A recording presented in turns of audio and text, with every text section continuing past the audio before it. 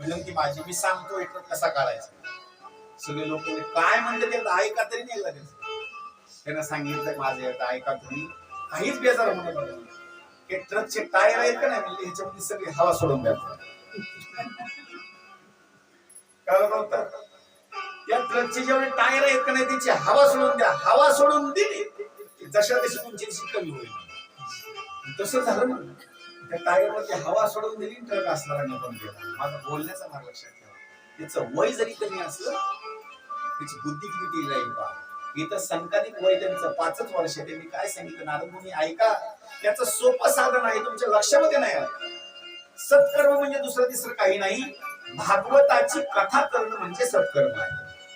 आता आपल्या घरी जी कथा चालू आहे, ज्या परिवाराच्या ठिकाणी ही कथा चालू आहे, त्याला कोणतं कर्म म्हणायचं? त्याला सत्कर्म म्हणायचं. ही जी कथा चालू आहे याला सत्कर्म म्हणायचं.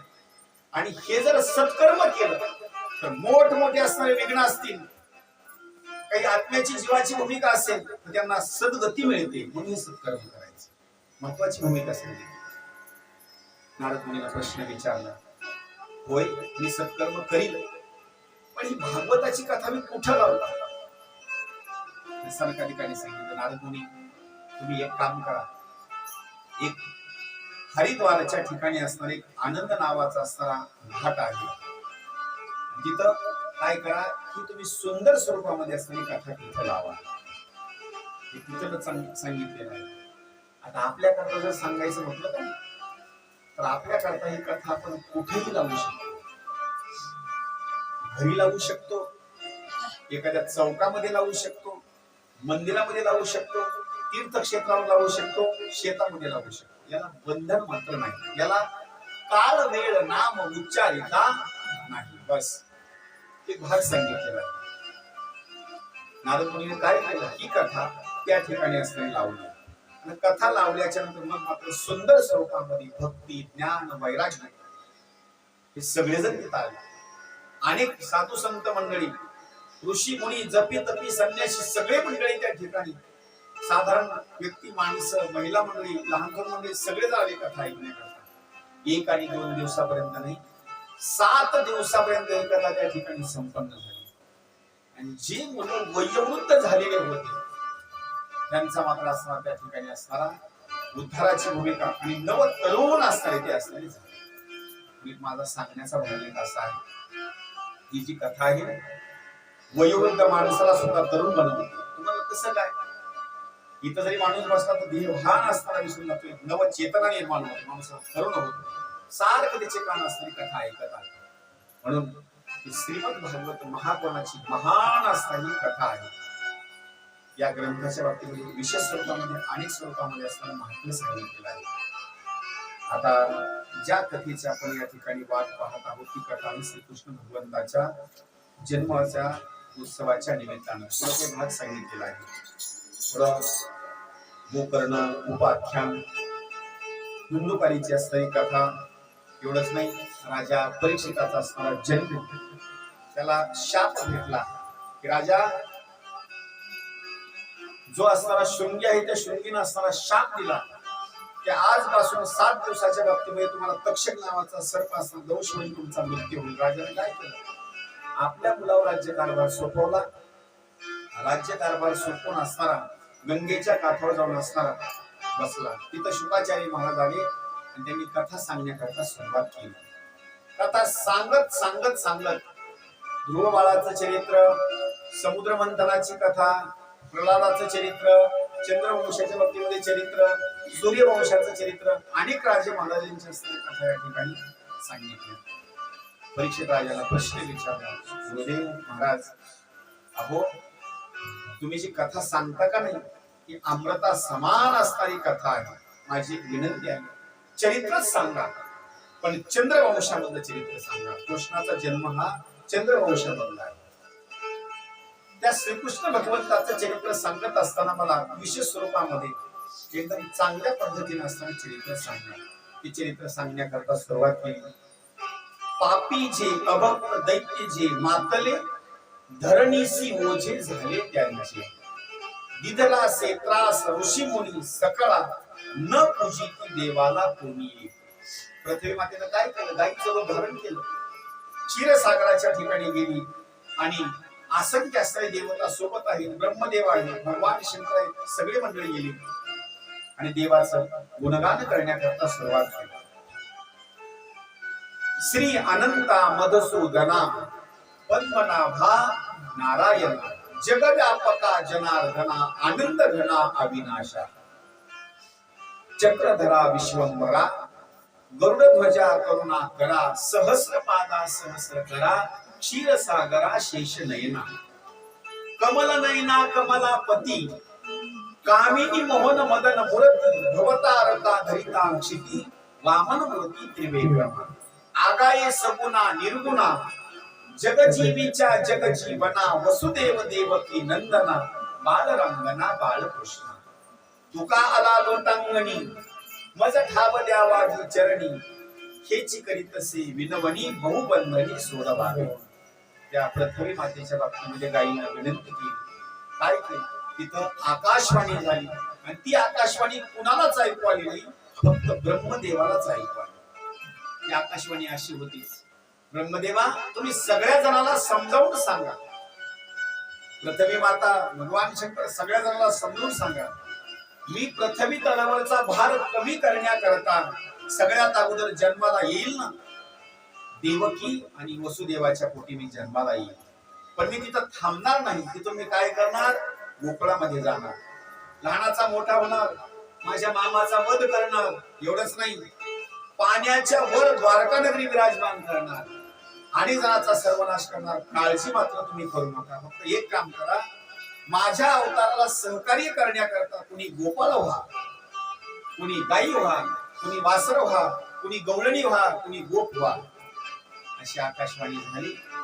आकाशवाणी झाल्यानंतर ब्रह्मदेवानं सगळ्या जणाला असताना समजावून सांगितलं, देवाचा असा निरोप आहे, देवाला सहकार्य करण्याकरता आपल्याला पण अवतार घेणं मात्र गरजेचं आहे. ऐका, त्रेतायुगामध्ये प्रभू श्री रामचंद्रजीला अवताराचं कार्य असणार संपन्न करायचं होतं. त्यावेळेला अवताराच्या बाबतीमध्ये कार्य संपन्न करण्याकरता प्रभू श्री रामचंद्रजींनी कार्य जे सांगितलेलं आहे ते वानर मंडळीला असणारं कार्य सांगितलेलं आहे. ते कोणतं कार्य? सगळ्या जणांना त्यावेळेला समजावून सांगितलं, मला जर सहकार्य करायचं असेल सगळेजण वानर व्हा. प्रभू श्रीरामचंद्रजी साक्षात स्वरूपामध्ये देव, प्रभू श्रीरामचंद्रजी रामाच्या अवताराच्या बाबतीमध्ये, आणि सगळे देवता मंडळी हे वानर झाले. गोपाळ कोण आहे? ते देवता मंडळी आहे. या गोपिका जर सांगायचं म्हटलं तर या गोपिका म्हणजे स्वर्ग लोकांमध्ये जी देवता मंडळी आहेत त्यांच्या पत्नी आहेत. ते गोप म्हणजे कोण आहे? ते सगळे देवच आहेत. गाई वासर वगैरे सगळी देवता असणारी मंडळी आहे. महाराज सगळेजण आता वाट पाहू लागले श्रीकृष्ण भगवंताच्या बाबतीमध्ये. महाराज देवकी आणि वसुदेवाचा विवाह झाला. लग्नामध्ये विघ्न आलं. विघ्नाच्या बाबतीमध्ये असणारी भूमिका अशी आहे, कंसानं काय केलं? वरातीच्या वेळेला अशी तलवार असणारी बाहेर काढली, बहिणीचा वध करणार. त्यांनी सांगितलं आम्हाला कारागृहामध्ये ठेवा. एक एक असताना बालकाचा असताना जन्म झाल्यानंतर 6 बालक कंसानं त्यांची हत्या करून टाकली. 7 वाजो गर्भ योग माया नेत आश्चर्य करीत जनामध्ये किंवा जना माझी. महाराज त्यावेळेला काय केलं? हा शेष आहे. शेषाला देवानं सांगितलं तुम्ही अवतार घेणं गरजेचं आहे. शेषाने सांगितलं आता मात्र मी अवतार घेणार नाही. का? पाठीमागं तुमच्या सोबत मी अवतार घेतला, इतकी माझी बेजारी परेशानी झाली ना, आता परत मला अवतारच द्यायची इच्छा राहील. ते बोले कसं काय? अहो पाठीमागच्या अवतारामध्ये तुम्ही राम, माता सीता, तुमच्या सोबत वनवास तुम्हाला, पण सगळ्यात जास्त बेजारी माझी. कसं माहिती का? कुटिया बांधकाम करायचं काम यांच्याकडे, फळ आणायचं काम यांच्याकडे, सरपण आणायचं काम यांच्याकडे, सगळे काम यांच्याकडे बस. आणि त्या अवतारामध्ये रावणाचा एक मुलगा आहे, त्याचं नाव आहे मेघनाद. त्याला एक वरदान होतं, जो 14 वर्ष निराहारी, जो का बाळ ब्रह्मचारी, त्याच्याच हाताने तो मरणार होता. महाराज वनामध्ये गेला लक्ष्मण, पाणी सुद्धा 14 वर्षापर्यंत गेलं नाही, फळ सुद्धा नाही किंवा काही नाही. एवढी परेशानी लक्ष्मणानं शेषानं सांगितलं आता मात्र नाही, आता अवतार घ्यायची इच्छाच नाही माझी. देवानं समजून सांगितलं, एक काम करा ना, तुम्हाला असं वाटलं की पाठीमागच्या जन्मामध्ये मी मोठा झालो, तुम्ही लहान झाला, आता एक काम करा, तुम्ही थोरले व्हा, मी लहान होतो. पण ते माणसं हुशार असतात बरं का. काही जण कारभार थोरल्याकडे देतात आणि मधून कापसाची पोटी लुडी कोण टाकतात.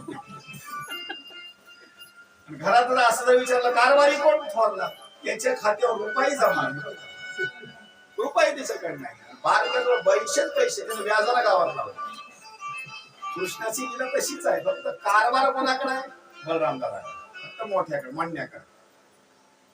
त्यावेळेस योग मायेच्या बाबतीमध्ये सांगितलं, योग माया तुम्ही हे कार्य करा.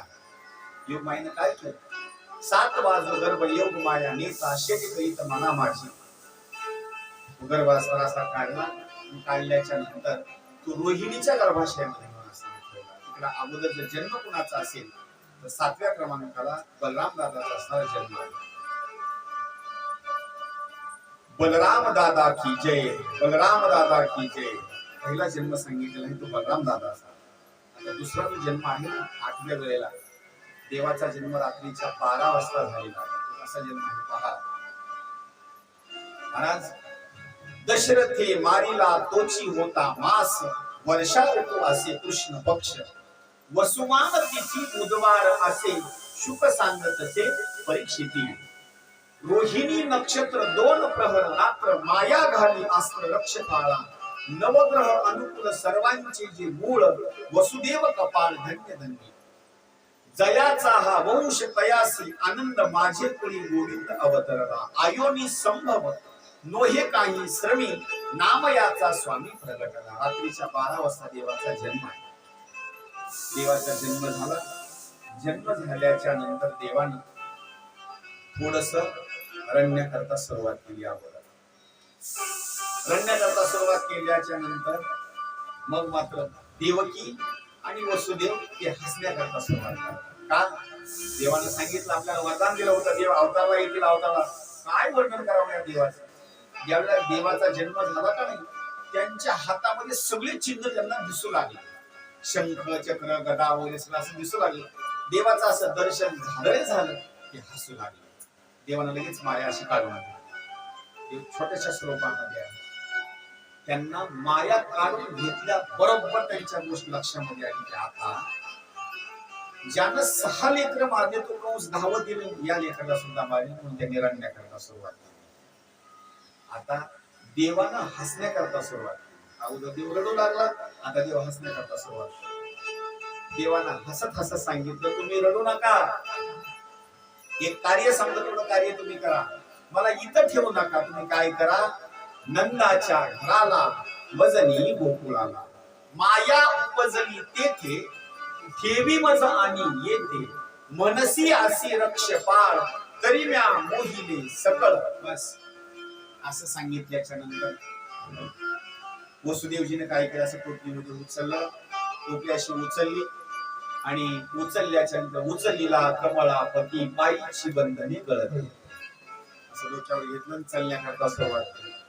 त्या कारागृहाला कुलप लावले होते. कुलप वसुदेवजी असे जवळ गेल्या बरोबर मनानं कुलपाशी उघडली. मनानं का? सगळ्या कुलपाशाच्या कोणाकडे तुम्ही किती कुलप लावा, किती कुलप लावा, ते कसे उघडायचे तर काय नाही, ते देवाच्या हातामध्ये. हा, आणि माणसाला कसं घेऊन जायचं हे सुद्धा त्याच्या हातामध्ये. महाराज ती भूमिका सांगितली. असं चालण्याकरता सुरुवात केली. कारागृहाच्या बाहेर आले. पाऊस पडू लागला. मंद मंद पडे पाऊस, शिरी छाया घरी शेष.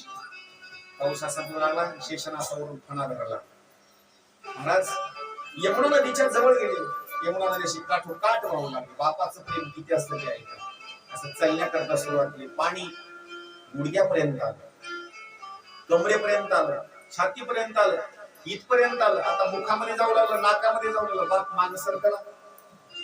बाप नाही, बापाचं प्रेम इथं कळतं बरं का. देवाला काय करायचं होतं माहिती, फक्त बापाची परीक्षा बघायची होती. एखादा बाप जर तिथं असता का नाही, तेवढं पाणी बघून म्हणलं असता,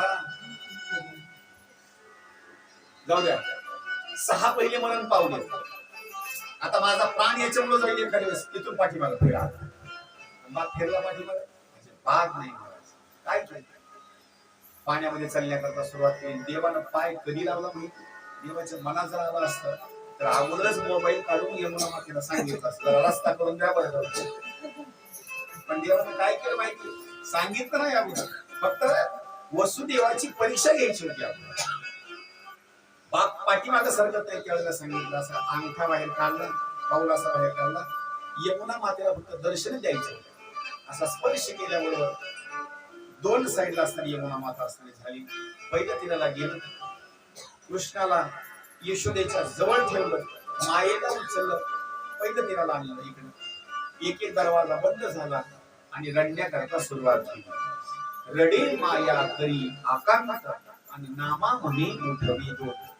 धावत धावत आला, त्या कन्येचे पाय पकडले, असे गडगड फिरवण्याकरता सुरुवात केली. खाली आपटणार 18 हातामध्ये प्रगट झाले, हातामधून असं दिसतो.